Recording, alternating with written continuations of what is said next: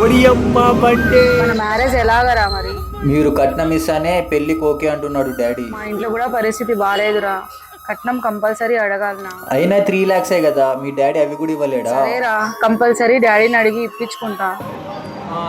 ఏమ్రా కట్నం తీసుకుంటున్నావా? అయినా కట్నం అంటే అవి నీ డబ్బులు కాదు, వాళ్ళ నాయన కష్టాజీతం.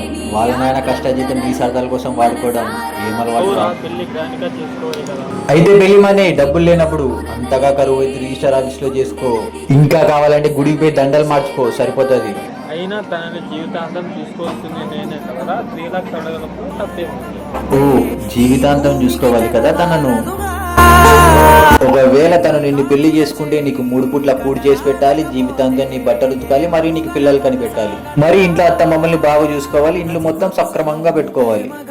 ఇవన్నీ చేసిన దానికి తనకి ఎన్ని లక్షలు, సారీ ఎన్ని కోట్లు ఇచ్చినా తన రుణం నువ్వు తీర్చుకోలేవురా.